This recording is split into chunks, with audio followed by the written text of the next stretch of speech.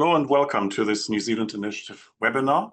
My name is Oliver Hartwig. I'm the Executive Director here at the New Zealand Initiative, and it's my great pleasure to welcome you to the launch of our latest report. It's called Amazing Grades, Grade Inflation at New Zealand Universities. I've got it here. You can find it on our website at nzinitiative.org.nz, and it's written by my colleague James Kierstead together with my colleague Michael Johnston. James is with us in the webinar. Welcome, James. Thank you. And we also have Douglas Elliffe with us, and he's a professor of psychology at the University of Auckland, who also contributed the foreword to the report. Hello, Douglas. Hello, Oliver. Hello, everybody. Thank you very much for asking me on. Great to have you both, and great to have that new report from you, James. As many of you will know, James has been with us for a few years and published quite a few reports into the state of our universities. And one of the issues that I raised with James when he first joined the initiative was that I would really like to see what happened to the grading system at our universities, because it seemed to me at the time already that we are producing an enormous amount of A grades, but we never had the numbers for that. We never had any statistics. And so we finally put James onto the task to really dig through a whole bunch of Excel spreadsheets from all our universities in New Zealand to finally give us the definitive account of what happened to our grades over the past years. And I will leave it to James to give us the results, but I can just say already that it delivered exactly what we had supposed must have happened. And you can probably tell by the cover already, it is indeed a story of amazing grades with a big A. Now, for those of you who have participated in our webinars before, you know the drill.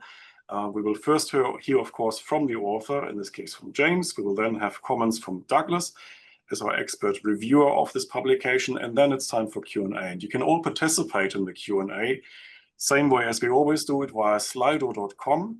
You just have to put in the code 3762639. I will share this also in the Zoom chat here.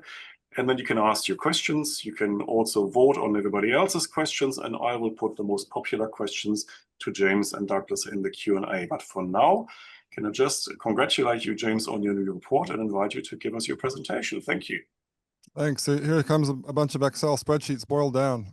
All right, I'll share my screen.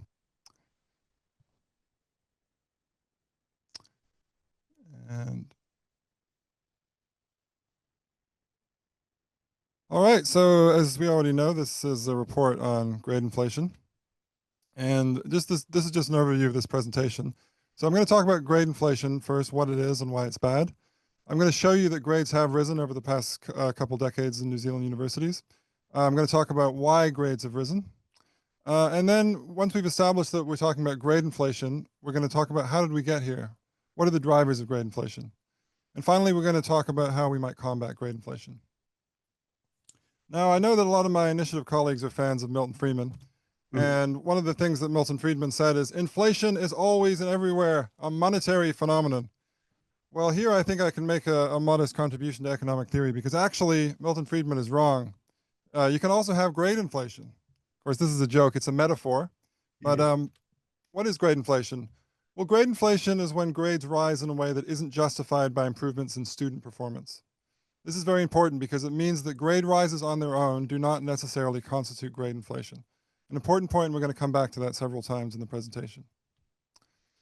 So why is grade inflation bad? Well, it's bad because grades become no longer reliable signals of achievement. And that means that the best students get less credit for their hard work because their A's are worth less. Average students aren't motivated to work harder, and society as a whole loses out. And we have information now, a lot of evidence that grades have been rising in other English-speaking university systems. So this is a graph of grades, letter grades in the US.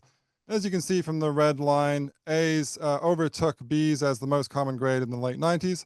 And as of 2012, they were heading to half of all grades at US colleges.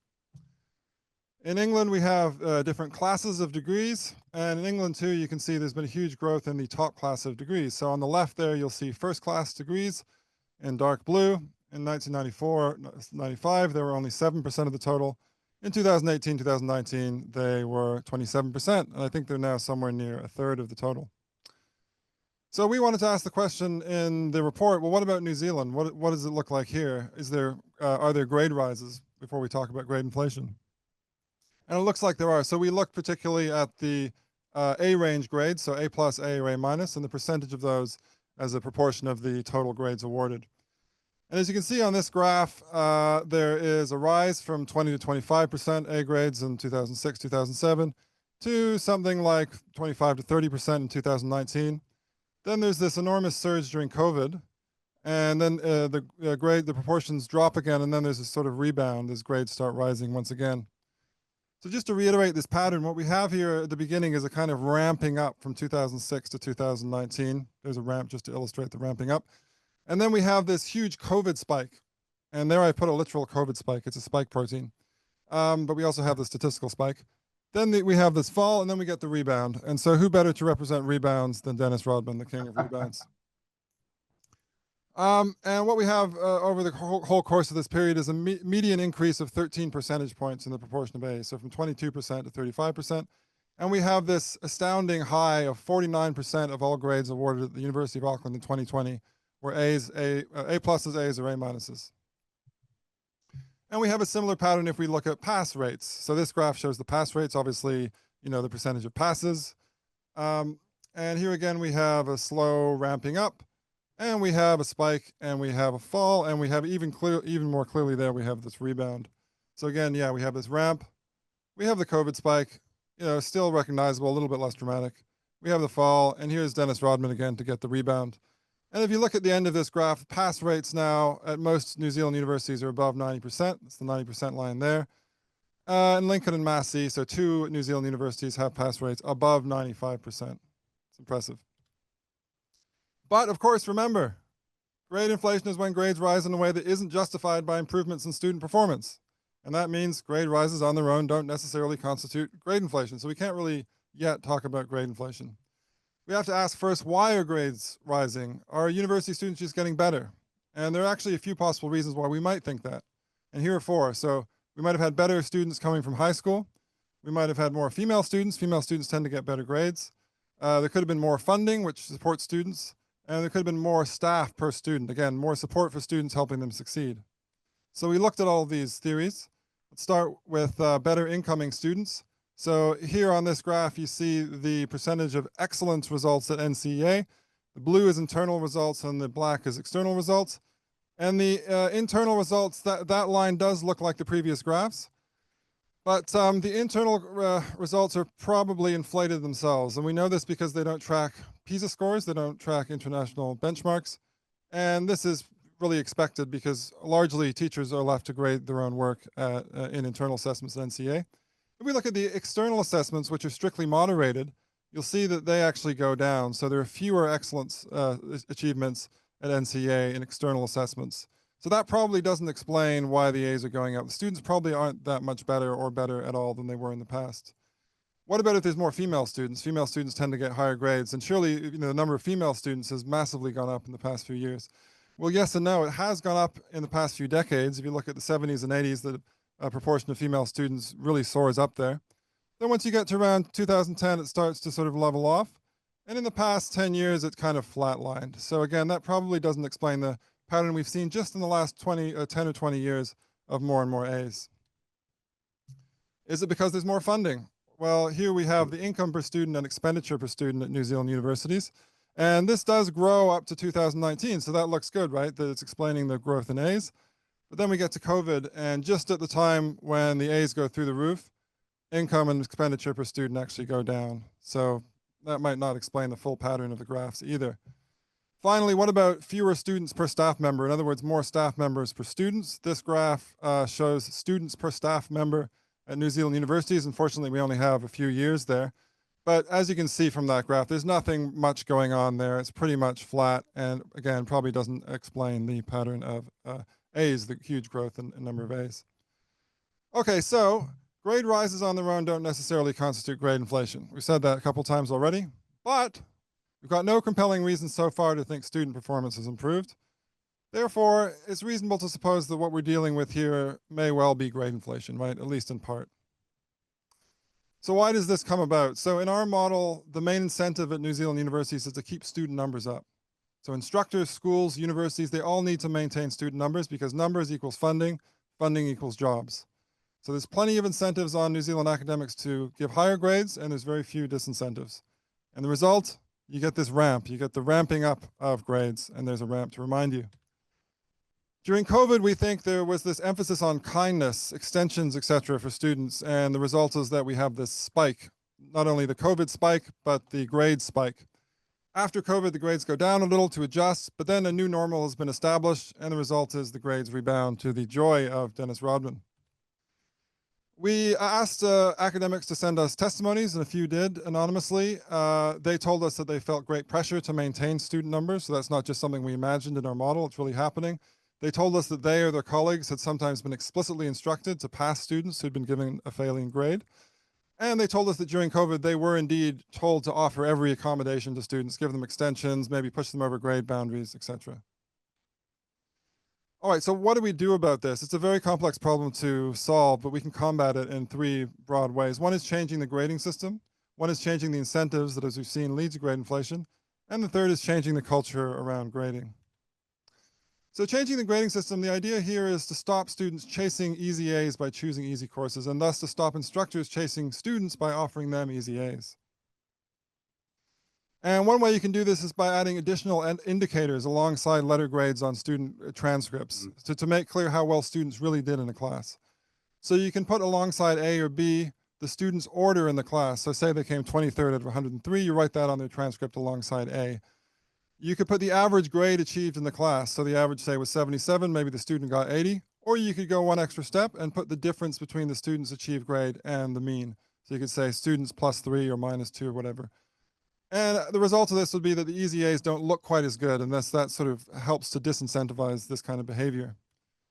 You could also take into account how easy some classes are by publishing difficulty indices for courses or for subjects, or by integrating how difficult courses are directly into students' GPAs.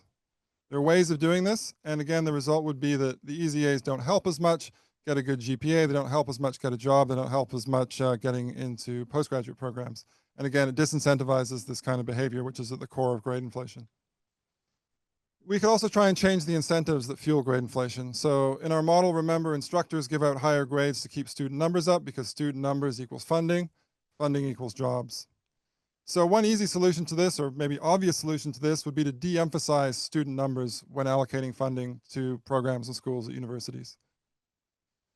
Another might be to give instructors less power over the grades they award to their own students. And you could do that by having more external moderation for undergraduate exams, or more ambitiously by setting up national exams for certain disciplines which are moderated by international examiners.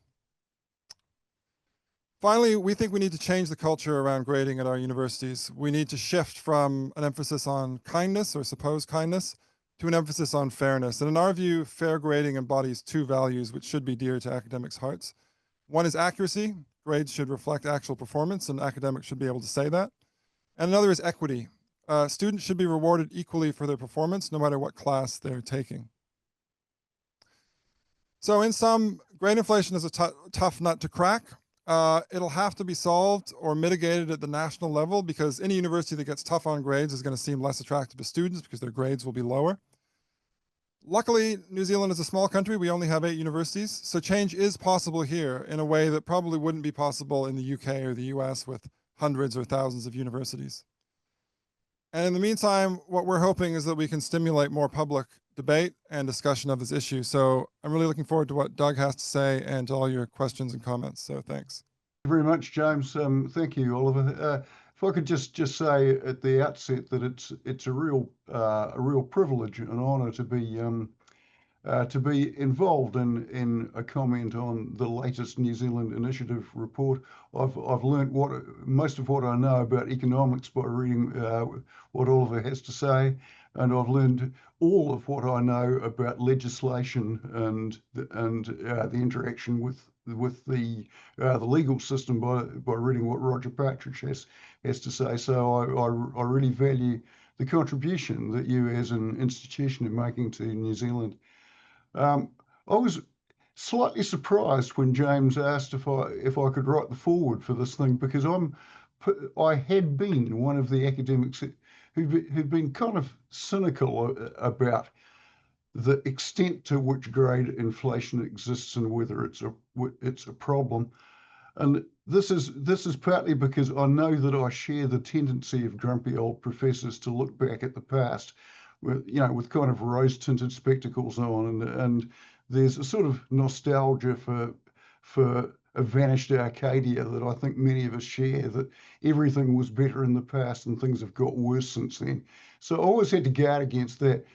But reading James' report, it proved to me, I think, that actually the problem is bigger than I thought. The problem is real, and the consequences of it are potentially more serious. So, listening to Chris Whelan talking on Mike Hosking's show this morning. So Chris Whelan, for those of you who don't know, is the chief executive of Universities New Zealand, which used to be the old Vice Chancellor's Committee. And what Chris was basically saying is we've only looked at some of the possible reasons why grades might have increased, and that the big one that we haven't looked at is that teaching quality might have got better. And of course, this is a slightly appealing explanation to me in the first instance, because I think over the time that I've been teaching at universities, I've got better at doing it too. I think that we've learnt better how to identify which things are going to be particularly difficult for students, how to explain those better to the students, and so forth. So it wouldn't be surprising if the students are getting better because we're teaching them better. So I think that that's a kind of reasonable hypothesis to entertain, one that we need to think about. I think though that this really comes down to two different purposes of education. One of those purposes is one that we could consider that there is a body of knowledge that students need to have mastered to be good at a particular discipline, and we've got better at teaching that. So if that was so, it would be not surprising if their marks have gone up. And I think that might be a reasonable way to think about, for example, professional training programs, areas like that, where there is a body of knowledge that you need to be a competent accountant, and you might well get better at doing that. And so I can understand why it could be the case that improved teaching in those areas could lead to improvements. But I think in the areas that are more central to my idea of the university's purpose, and I take the university's purpose to be the production, improvement, and dissemination of knowledge. Let's concentrate just briefly on the idea of improvement of knowledge. The material that we include in any course is always just a subset of the things that we could be teaching. We teach things, we allocate our topics to either stage 1 or stage 2 or stage 3 or postgraduate level, and there is always more that we could do. And it would seem to me that one possible reaction to the increased grades that we're seeing is because we've got better at teaching this, we could see this as an opportunity rather than a problem. That we now, because the students have proved that they can handle it, or we've got better at actually teaching the material to them, we can put more difficult stuff in them. If the aim or part of the mission that universities have is the improvement of knowledge, then we should be looking to improve the dissemination of knowledge, to demand more of the students because they've shown that they're capable of handling that and we're capable of teaching it to them. So one, I think, plausible response to the increased grades would be to say, we can put harder material in. Let's continue to pursue this idea of improvement of knowledge so that we are producing graduates from the universities who know more than they used to know before. So I think that would be one sensible reaction. I think that James is right to emphasise the ethic of kindness, which has, I think, become part of university life in a way that I don't remember from when I was a student. There's considerably more emphasis on pastoral care, recognizing that there are other things going on in our students' lives. COVID was just one example of that, but therefore things that we need to make allowances for, and that again seems to be a reasonable thing to do. But I want to kind of turn that around to say, one of the things when we're being kind simply by being more generous is that we are denying the genuine high achievers the right to feel proud of their achievements. If everybody gets an A, then an A is no longer special.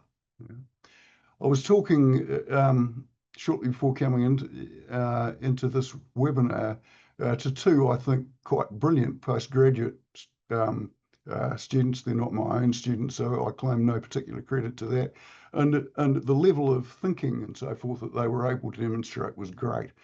I want to be able to reward those students by giving them a mark that is exceptional, that is a mark that not everybody else can get, and to restore the idea that an A grade is a signal that you have done something special. I think if you have achieved something special, then that should earn you the right to feel special yourself. So that by being kind, we're not being kind to the highest achievers by doing this. We're denying them a sense of pride that they should be entitled to feel. I have a suggestion, though, for an easy win, something that we could do, which would not require us to change anything about our grading systems at all. And this stems from a discomfort that I've felt over particularly the last 15 years, I guess, where I regularly attend graduation ceremonies. One of my jobs is to be one of Auckland's Esquires Bedell, who carry the maces into the graduation ceremonies. So I go to quite a lot of graduation ceremonies. And I'm sitting there, and particularly in some disciplines, and I'm sorry to say that one of them, psychology, is my own discipline, probably more than half of the graduate students, the masters or honours students, are receiving the distinction of first-class honours. And if you kind of unpack what that means, what first-class honours used to mean was that this is something really special that not everybody can do. You are the best of the best. We could correct that problem as a kind of starting point to correcting the overall problem by changing our definition of what first-class honours is, to restrict that to, say, the top 10% or 15% of the class, or simply to those who got A or A plus grades, not including A minus grades with that too. In the name of kindness, what we've done is to drive everything to being more equal. We've taken away our ability to recognise distinction when genuine distinction really exists. I think that's a shame, and I think that one of the ways that we could restore that is, as I say, simply to change the definition of what we are calling first-class honours. At the other end of the scale, the one comment I would make there is that if failure is impossible, then success becomes meaningless. Grades are, in a way, currency. When we are conferring grades on students who've come to our universities, we are giving them some currency, something that they can use in their future lives to say, I have achieved something special. Achieving a university degree in itself ought to be special, but achieving higher grades in one should be even more special. And I think it's a shame that we are denying our students the ability to feel justified pride in their achievement by saying that everybody gets the same achievement. It's probably all I have to say at the moment.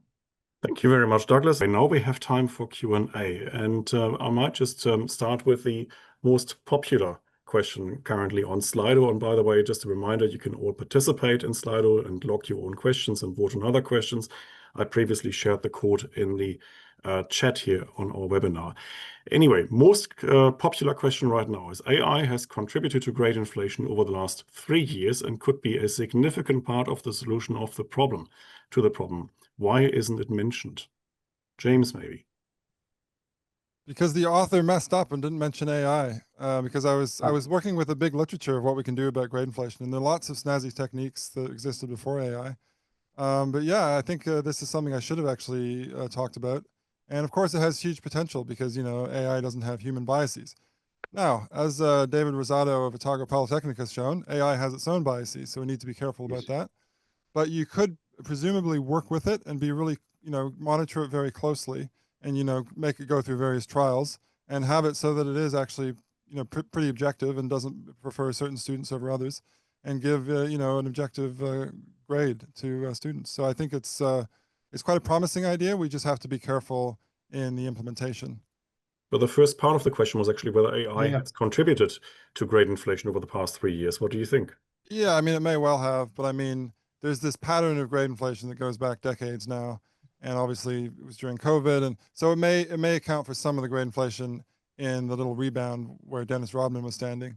But you know, there's a lot of grade inflation before that that we also need to explain, mostly without AI, right? Douglas. Yeah, could I comment on that? So I disagree with the assumption that AI is necessarily a major contributor to the grade inflation that we've already seen. I think it may well be a contributor to the increased pass rates, so to shifts at the lower end of the distribution. But I think that certainly in the field that I teach, it's very difficult for AI to produce an A style answer, a top answer. I think that those are usually identifiable, and I think that they're not the best ones. So I think that AI has certainly increased pass rates, and that there are particular subject areas that it would be invidious to name where AI is a major factor in the way that students are writing their assignments or getting AI to write their assignments for them. In my own field, my experience is that people who try to do that don't necessarily do that well. I don't think there are many A answers written by AI. Thank you. Next question then. Is there any evidence that concern about grade inflation's deleterious effects on the value of a degree is growing among New Zealand employers or among parents? I actually think I should turn that one back to you, Oliver, because I've been citing you. You tell me that you meet business leaders a lot, and employers don't really know what to do because they get all these CVs that look fantastic, and then they interview the candidates and they sort of fall flat in their faces. So I think that is a worry going forward because at a certain point, you know, no one's going to believe universities anymore when they say, "Look, if you get a degree from our institution, then that's a stamp of quality." You know, people are just going to be like, "Well, I could choose a university graduate." Or I could choose someone who just did a Udemy course and, you know, maybe they're even equivalent because I can't trust what the university is telling me. So I think that it's happening now, and I think the universities could take some action to sort of to avoid this. But I think we're in the process now of people trusting the universities less and less on this front. Now, yeah, if you're turning the question straight back to me, I mean, I can't give you any more than just anecdotal evidence. And my impression was that actually over the years, I have interviewed a few candidates with PhDs from New Zealand universities where I wondered how they ever got that degree. And I would have thought a bit more of a qualification would have been required for that. But that's purely anecdotal. I'm not sure whether you could actually abstract from that experience and generalize from it. Yeah, we probably need to do a survey at some point. Yeah, I really have no insight into what extent employers look at grades. I think they look at the existence of qualifications, but I think that at least this has the potential to add yet another arrow to the sheaf of arrows that is, in my view, resulting in universities beginning to lose some of their social license. So I think that universities need society to trust them, and if society thinks that we are inflating our grades, then that gives them yet another reason not to trust us. Okay, let's take the next question. Did you consider other possible factors other than the 4 that you cite? For example, what about more flexible learning options or improved pastoral support? That was the argument made by Chris Whelan this morning Yeah. on the Mike Hosking breakfast.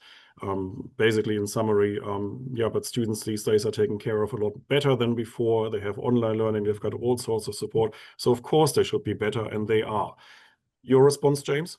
I expect that those things would be captured in the funding figures or in the staffing figures. So, I mean, if you're talking more flexible options in terms of IT, you'd expect that to be captured in sort of more expenditure.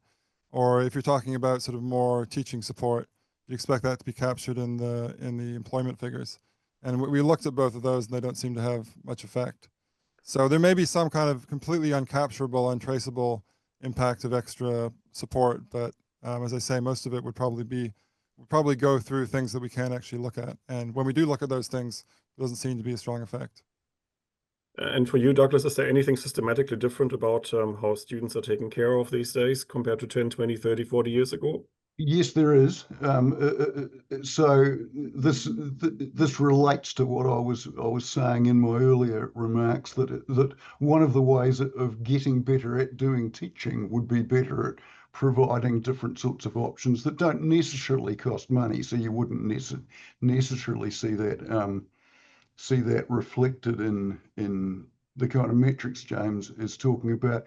But again, I think that this could be part of the reason, but I'll come back to my point that if that is so, then we should see it as an opportunity. Universities, in my view, should be relatively elite organisations. Academics often say that we want to be producing students who are better than we are ourselves. So let's take that seriously and say, okay, if they're doing great, let's lift the level. So I'm concerned that we don't do that because of some of the emphasis on pastoral care, when I'm feeling cynical, reflects what's sometimes called the soft bigotry of low expectations. So I think that we can be expecting more of our students. After all, the data say that they're doing better if we take increased grades as indicating increased performance. So I think that we see that as an opportunity to be more demanding. Mm-hmm. Next question then. What mechanisms might be effective for raising concern among stakeholders outside of academia? I mean, other than writing reports for the New Zealand Initiative.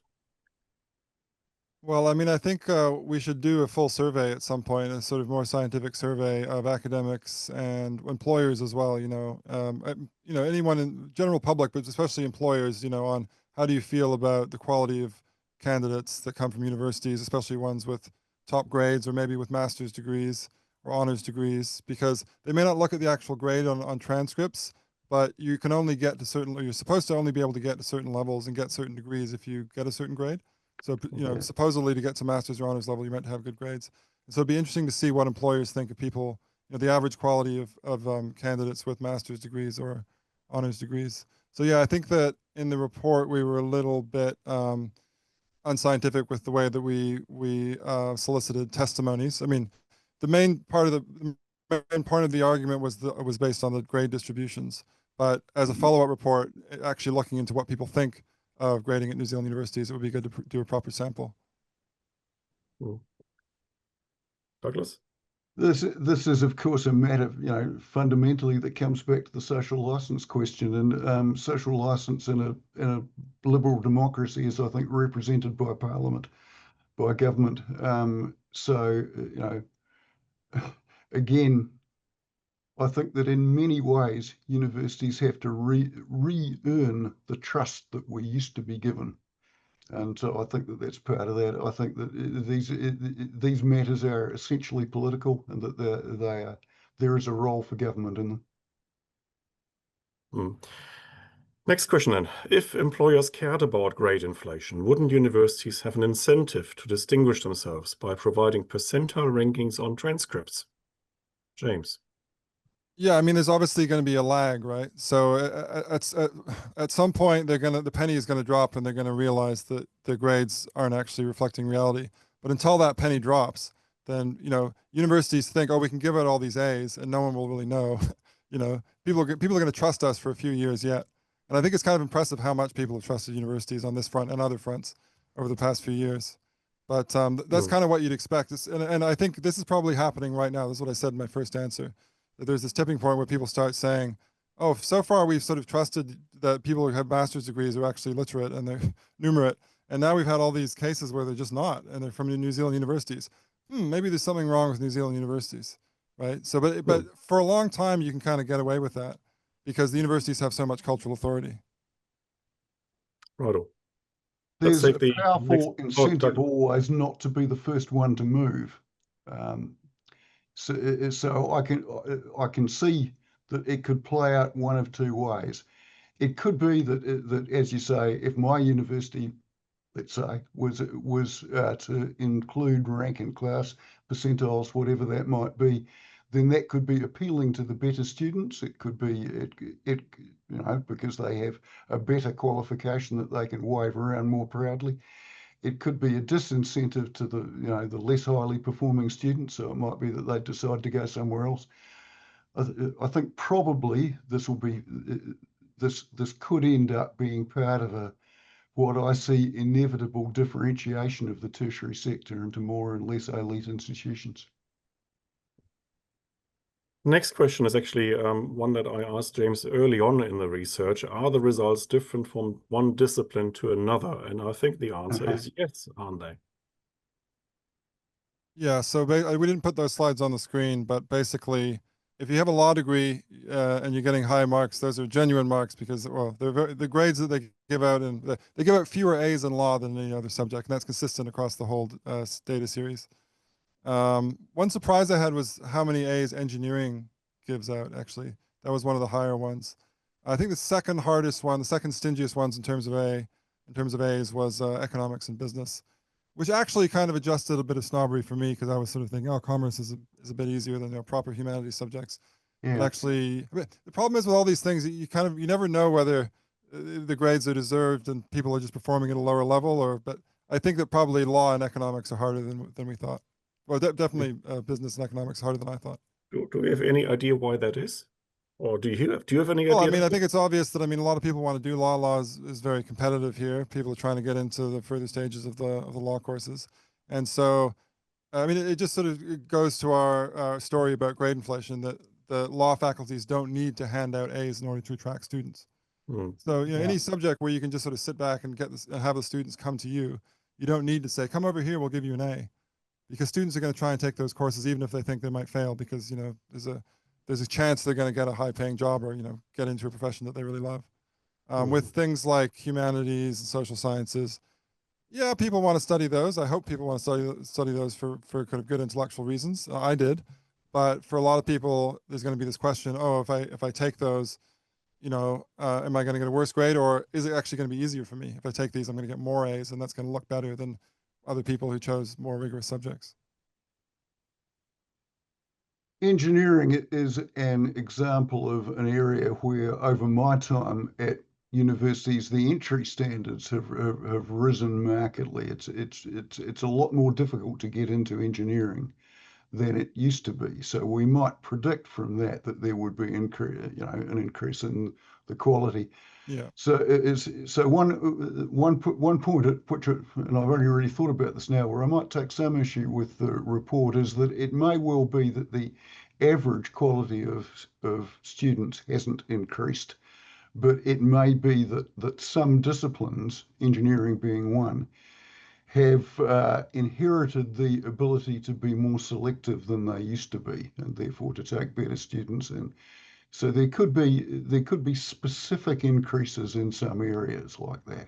Yeah, I think that's right. Justified increases could be. That's right. And then there's a slight mystery about why with engineering, if that's right, you have sort of more able students deservedly getting better grades in that case. Whereas in law, presumably the students are always very bright because there's very competitive and continues to be competitive. Yeah. Yeah, their grades stay very low. So I don't really know what's going on there, but it's another research question to follow up at some point. Yeah, it may well be that law has, for some reason, been able to maintain a culture of, we are hard, we grade hard here. One thing go ahead. James? Okay, I'll go. Yeah, go. One thing I found interesting going from subjects back to universities is that if you look at the Lincoln line, Lincoln University's line on the graph, Lincoln was the stingiest university for years and years. Mm. And this is this kind of tragedy of the COVID period, is that it readjusted everybody's sort of norms and standards, because since COVID, Lincoln has caught up, and I think it's surpassed all or most New Zealand universities in the number of A's that it gives out, portion of A's that it gives out. But for a long time, they seem to have had a very stingy culture, I think probably in a good way. I don't know why. I mean, just because they were Lincoln and they were different from everybody else, but that's now changed, as I say. Hmm. We've got a very practical question coming in. Look at how class sizes have doubled. How do you grade 150 students a semester, as well as doing all the other admin, advising, course development, and research work, and so on? I mean, fair question, 150 people. How can you do justice to that number of students, Douglas? You spend a fairly miserable week when the exams come in, and that's what you spend your time doing. I will say that this is an area where technology, and I don't mean AI by that, has made the job of grading easier. So exams being written electronically now with good software for giving the mark on the spot, which automatically populates the spreadsheet of marks.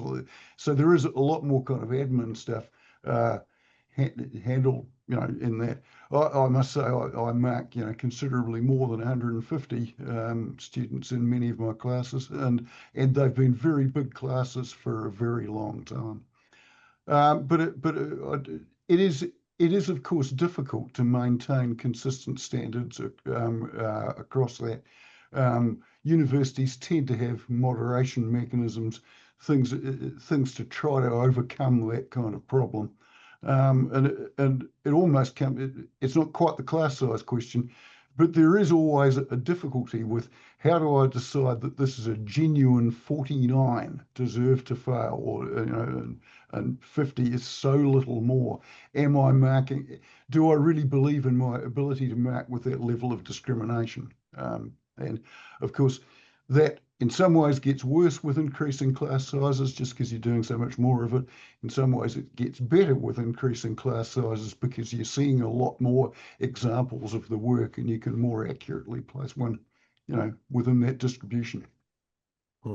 Yeah, I can remember marking 150 to 200 exam scripts in my first year Ancient Civilizations course, and I guess you just develop heuristics, right? You start being able to kind of look very quickly and see, is this well written? Is it citing primary sources? If it's citing one, I always used to say, read some secondary sources and read some actual scholarly literature.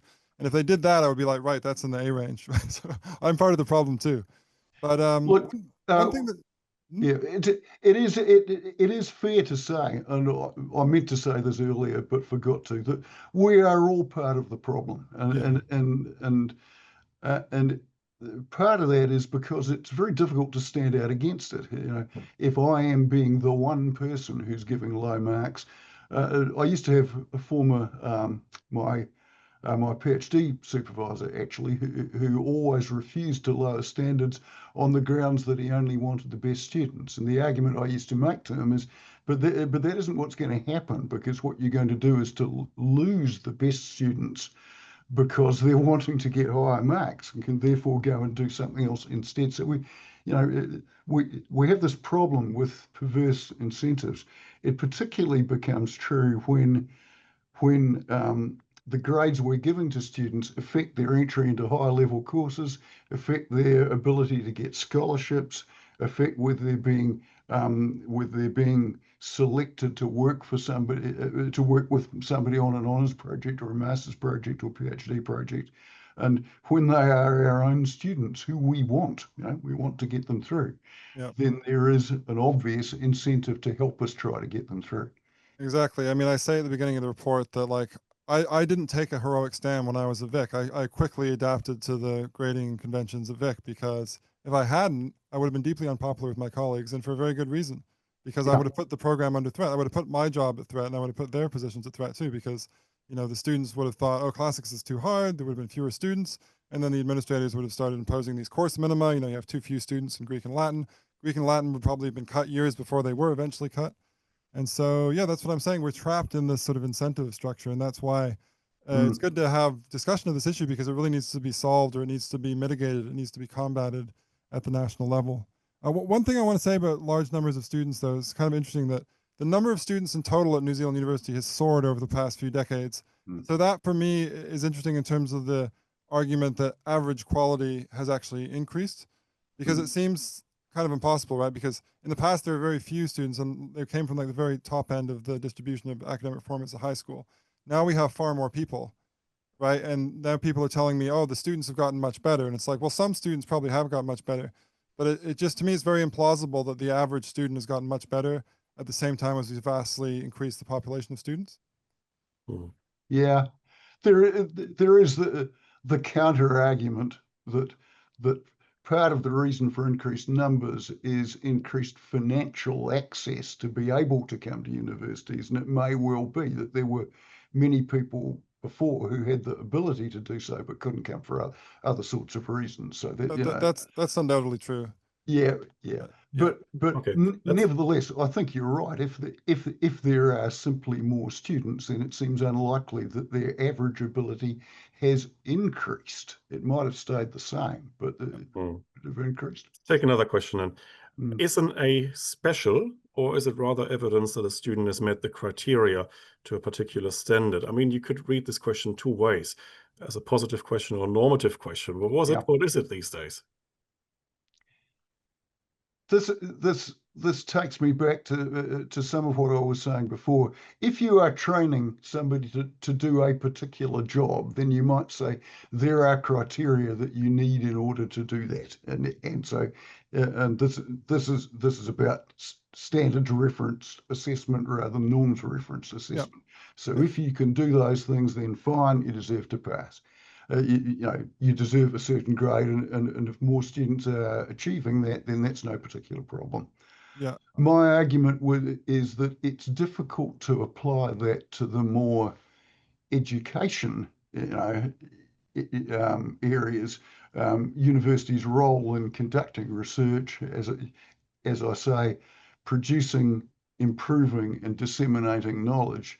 I would say that represents an opportunity to be more demanding, to ask more of the students.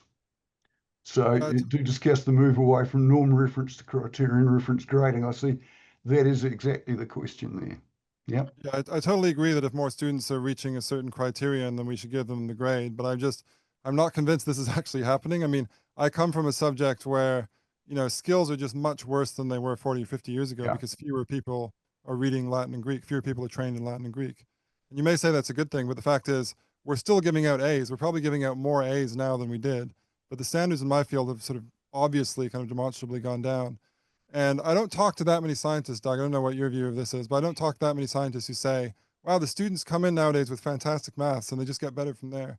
And they're all amazing. Maybe some of them are extra bright because they can look on YouTube and use digital tools. But on average, it seems my impression from talking to other academics is that they agree with me, not just about this niche thing about Latin and Greek, but that, standards as a whole have fallen. And that, to me, makes it unlikely that more students are just achieving this criteria.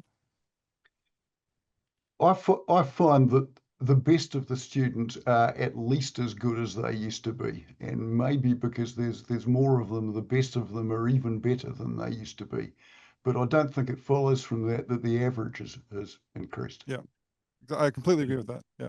Well, Douglas, since you already mentioned the next question up on Slido, should we ask it explicitly? But I think you probably have to explain what this actually means to people outside the university sector. The question here is just to discuss the move away from norm reference to criterion reference grading. And the rationale there is the same for why transcripts no longer have percentiles. First of all, maybe translate that question and then answer it for us. Right. So norm reference grading, if it loosely, that would be like scaling, that we would expect that we would, in this class, give the top 15% of the students should get an A, and that's what an A means. So in a way, incorporating the idea of the percentile as well as the grade might give you the best of both worlds. In that you can say a lot of us, here is a student who has met this criterion, but so did lots of the others. So that might be a less, an achievement in which you might take less personal pride because everybody's doing the same thing. Yeah. So I think that criterion reference refers again to this idea that there is a kind of canonical body of knowledge or attributes or skills or whatever it might be. And if everybody has acquired those, great, they should all get the same grade. My argument earlier was that there are fields where that might be appropriate, where we're training people to do particular jobs. I think that the idea that in many fields we want to advance knowledge suggests that the idea of fixed criteria that don't change over time is just an irrational one. So there is an opportunity then to lift the criteria. Yeah, we need Michael Johnson on this call, actually, because he's looked into criterion referencing, I think, at length. But in New Zealand, they actually introduced it at secondary school level a while back, and I think that they had to withdraw it the year after or change it significantly, because criterion referencing isn't actually as simple as people think, and it can have strange results. I mean, I think in that particular episode, something like 0% of people passed PE because they just set this criterion, and it ended up being unrealistic. So there are ways that you can get criterion reference badly wrong as well. Yeah. So yeah. Okay, let's take the next question. Should we have more international cross-marking of individual exam papers at an honors level to ensure high quality? Yes, we already do a bit of that. We did that in classics. I'm pretty sure we do that in other subjects as well. I think we should do that at undergraduate level. I think we should have undergraduate exams and they should be cross-marked. Maybe internationally or maybe just by panels of New Zealand academics with anonymized scripts so that they don't know what universities are coming from. They don't know whose students are theirs. I talk a little bit in the report about that was basically the system that I was under at Oxford with the exam system at a university level, and then the teaching happening in colleges. So that even though my tutors were examiners, they didn't know that it was me. I just wrote a number at the top of the page rather than my name. And that's really key because it separates the grading from the instruction. Because one problem with the incentives now is that the teachers are grading their own work effectively. And there's lots of pressure on them to be able to say, oh, look, all my students are getting A's, or like a lot of my students are getting A's, because people then interpret that as success a little bit strangely. So that, and also, there's all these other things going on. Like maybe if you work closely with a small number of students, you might happen to like them. It's happened to me. You might think, oh, I want to help them get ahead. But obviously that's different from your duty to actually give them an objective grade. So for all these reasons, it's really important at various stages to have external marking, different graders from the instructors. And I think we should be doing more of that, and we should be doing it earlier. So there are always trade-offs. Like we accept without question the idea that PhD theses should be marked by international, examiners, ones who don't come from New Zealand. Masters, we just say it has to be somebody else, from another university. There would be trade-offs, and that would obviously increase work for the individual academics who are having to do this for others. And it would be, where do we think this is worth it and where it isn't worth it? And it could well be that the balance we've struck on that workload against integrity has gone too far in one direction. It is common though at particularly postgraduate level. I've done this several times myself, for a senior academic to visit another university and look over all of the honours exams, all of the honours coursework, or some kind of sample of that, to try to do just this. Not a question, but very popular. Sorry, Douglas, but AI can absolutely produce A-level work for some undergrad psychology assessments, and it's much harder to detect than we'd all like to think. Well, I don't think it's hard to detect at all. I mean, it's basically no mistakes, no grammar mistakes, no typos. It's all correct, and then it's probably AI. Any comments on that, Douglas? Well, I think I probably know who this is. This will be one of my colleagues. Okay. So I'm a kind of holdout and an outlier within psychology at Auckland, whereas I give students in my classes a little speech at the start of every semester, which is the one that I used to give effectively about plagiarism, which is you can do this. We'll try to catch you, and if we do, we'll come down on you hard. But really, what is it that you're here for? If you're here just to get the ticket, then effectively, I'm saying I don't think very much of you. But if you're here to learn something, then that's what you should do. Okay. I mean, who knows? You can never prove that we are detecting the things written by AI. I think that there are lots of signals that make it pretty obvious when this is so. But it might be that my radar for detecting these things is too lax. Yeah, Okay, I'm then. a big fan of proper proctored exams, invigilated exams, like in the old Yeah. days. I Yeah. felt I was discouraged by Vic administrators from setting exams. I've heard from other academics who gave in testimonies for this report who said they also struggle to actually have exams. I think now AI makes it sort of doubly necessary that we have old-fashioned exams, not for Yeah. 100% of the grades maybe, but more often than we do now.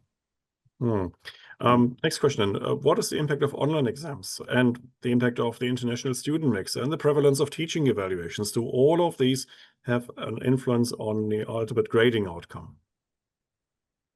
Online exams, international students, and what was the last one? The prevalence of teaching evaluations. Yeah, teaching evaluations is a huge thing. If you look in Valen Johnson's book about grade inflation, he has a lot of good studies showing that basically academics think that students are going to give them better teaching evaluations if they give the students better grades. And there's a correlation between those two things. People get better teaching evaluations when they give out better grades.